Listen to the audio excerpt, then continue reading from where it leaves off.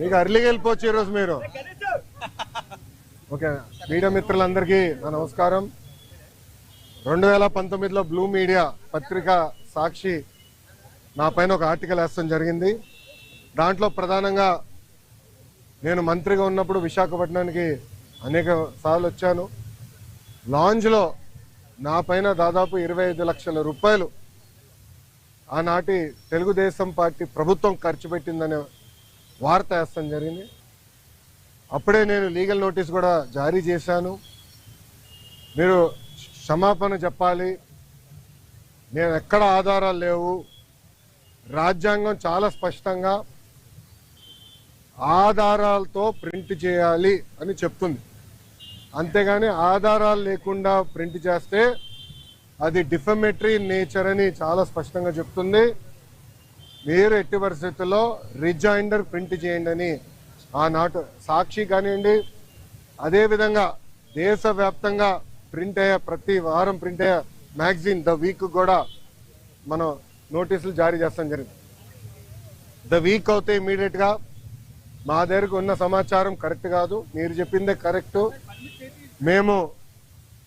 మేము rejoinder print చేస్తామని వాళ్ళు చాలా స్పష్టంగా ప్రింట్ చేస్తాం జరిగింది. కానీ బ్లూ మీడియా గురించి మీకు బాగా తెలుసు. తప్పుడు వార్త పదే పదే రాసి అది నిజం చేయాలని ప్రయత్నిస్తుంది. అదే రీతిలో వాళ్ళు ముందరికెళ్తున్నారు. అందుకే నేను గత 5 సంవత్సరాలుగా న్యాయ పోరాటం నేను చేస్తున్నా. ఇది 4వ వాయిదా. ఎన్నిసార్లే నేను వస్తాను, ఎందుకంటే నిజం నా వైపు ఉంది. గతంలో కూడా మీకు చెప్పాను. ఈ రోజు కూడా మంత్రి హోదాలో నేను వచ్చినప్పుడు పార్టీ ఆఫీసులో బస్సులో పడుకొని సొంత భోజనం నేను తింటున్నా తప్ప ప్రభుత్వం దగ్గర నుంచి కనీసం ఒక్క వాటర్ బాటిల్ కూడా నేను తీసుకోవట్లేదు. నేను ఇక్కడికి వచ్చిన వాహనం కూడా నా సొంత వాహనం, దాంట్లో డీజిల్ కూడా పోసుకుని నా సొంత నిధులతో, ఎక్కడ ప్రభుత్వం పైన ఆధారపడకూడదని మా తల్లి భువనేశ్వరి గారు నాకు చిన్నప్పుడు నేర్పించారు. అదే రీతిలో ముందరకెళ్తున్నా. ఎట్టి పరిస్థితుల్లో ఈ కేసు నేను లాజికల్ ఎండ్కి తీసుకెళ్తాను. ఎన్నిసార్లు వాయిదాలు వేసినా నాకు ఇబ్బంది లేదు, ఎన్నిసార్లు రమ్మన్నా నాకు ఎలాంటి మొహమాటం లేదు. ఎందుకంటే నేను తప్పు చేయలేదు.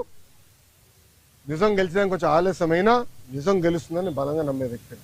గతంలో కూడా నేను చూశాను, నాకు నేను కట్టుబడి ఉంటా. ఇప్పుడు మీడియా మిత్రులు కానీ ప్రశ్న ఉంటే సమాధానం చెప్పిన సిద్ధం. అవును సార్, అవును సార్.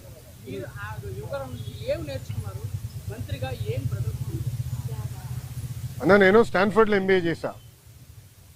నేను స్టాన్ఫర్డ్ ఎంబీఏకి అప్లై చేసినప్పుడు ఒక ప్రశ్న ఉంటుంది స్టాన్ఫర్డ్లో, వై స్టాన్ఫర్డ్ ఎంబీఏ అని. అంటే ప్రైవేట్ రంగం నుంచి రాజకీయాల్లోకి నేను రావాలనుకుంటున్నా, ఏదో ఒక టైంలో వస్తాను, స్టాన్ఫర్డ్ ఎంబీఏ నేను ప్రిపేర్ చేస్తున్నాను భావిస్తున్నా అనుకున్నా అని రాశా. కానీ అక్కడికి వెళ్ళి చదువుకున్నారు, నాకు అర్థమైందంటే స్టాన్ఫర్డ్ ఎంబీఏ బిజినెస్కి మంచిది అని. పాదయాత్ర రాజకీయాల్లో ఒక ఎంబీఏ లాంటిది. ఎందుకంటే ప్రజలకి దగ్గర ఉంటాం, నిరంతరం ప్రజల సమస్యలు తెలుసుకునేవాడిని. సో ఇప్పుడు ఎవరన్నా నాకు అర్జీ ఇచ్చినా, నన్ను ఎవరైనా కలిసినా, ఒక మెసేజ్ నాకు వచ్చినా, తన వెనకాల ఎంత కష్టం ఉందో నాకు ఇప్పుడు అర్థం చేసుకోగలుగుతాను.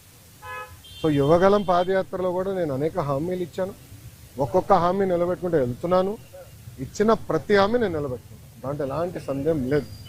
రెండోది, యువగలం పాదయాత్ర అయిన తర్వాత నిరంతరం ప్రజల్లో ఉండాలని నా కోరిక. సో అమరావతిలో కూడా, ఎందుకంటే నాకు మంత్రిగా నాకు బాధ్యతలు ఉంటే కనుక నేను ప్రజల్లో ఉండాలంటే నిరంతరం ప్రజల్ని కలవాలని ప్రజా దర్బారు పెట్టుకున్నా. ఇక్కడ కూడా మీరు చూస్తే వైజాగ్ వచ్చి మీరే ఉన్నారు, కోర్టు కొంచెం లేట్ అవుతుందని పరిగెత్తుకుంటూ వచ్చే తప్ప మళ్ళీ ఇప్పుడు వెనక్కి అక్కడికి వెళ్తున్నా, పార్టీ హౌస్కి వెళ్తున్నా, ప్రజల దగ్గర అర్జీలు తీసుకుంటున్నా, వాళ్ళ సమస్యలు పరిష్కరించే మార్గం నేను ఎత్తుకుతాను. ఆల్రెడీ మేము రాసుకున్నాము, అది సంబంధించిన మంత్రులందరి దగ్గర పంపించాను. ఆర్థిక శాఖ మంత్రి కేశవ్ అన్న కూడా చర్చించాను. దానికోసం ప్రత్యేక నిధులు కూడా ఆయన కేటాయిస్తానని నాకు హామీ ఇచ్చారు. వచ్చే బడ్జెట్లో అది ఉంటుంది. తప్పనిసరిగా ఇచ్చిన ప్రతి హామీ మేము నిలబెట్టుకుంటాం. ఎస్టిమేట్స్ అని మార్చి వరకు వస్తుంది.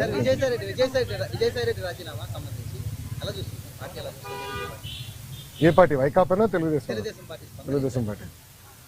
ఇప్పుడు ఒకటన్నా, తల్లి చెల్లికే జగన్మోహన్ రెడ్డి గారిపై నమ్మకం లేదు, ఇంకా పార్టీలో ఉన్న నాయకులకు ఎలాంటి నమ్మకం ఉంటుంది? ఎప్పటి నుంచో చెప్తున్నా, వైకాపా నాయకులు డబ్బుల కోసం పార్టీనే అమ్మేస్తాడు ఈయన అని. ఇప్పుడు అది నిజం అవుతుంది కదా. ఒక్కొక్కరు రాజీనామా చేసుకుంటూ వెళ్తున్నారు. దానికా నేను శిక్ష పడదని నేను ఎక్కడ అన్నాను తల్లి? నో ఐఎమ్ సారీ, నేను ఎక్కడన్నా శిక్ష పడదని. ఇప్పుడు లిక్కర్ కానివ్వండి, ఇప్పుడు ఒకటమ్మా 2019 నుంచి 24 వరకు మేమందరం ప్రజల్లో ఉన్నాం. పాదయాత్రలో కూడా నేను చెప్పా, ఎవరిని నేను వదిలిపెట్టాను, ఏ అధికారులు రాజకీయ నాయకులు చట్టాన్ని ఉల్లంఘించారు ఎవరిని వదిలిపెట్టాను. ఇప్పుడు దర్యాప్తు జరుగుతుంది, ఇన్వెస్టిగేషన్ జరుగుతుంది, త్వరలోనే అన్ని బయటకు వస్తే నేను భావిస్తున్నాను. So let investigation get completed అమ్మా. ఇక్కడ విజయసాయి రెడ్డి గారు ఉన్నారు, లేదంటే ఎల్లయ్య పుల్లే ఉన్నారు అనేది టైం విల్ ఉన్నట్టాలి కదమ్మా. సో ఇన్వెస్టిగేషన్ జరగకుండా నేను ముందలే మాడతాం కూడా కరెక్ట్ కాదు. Let investigation happen.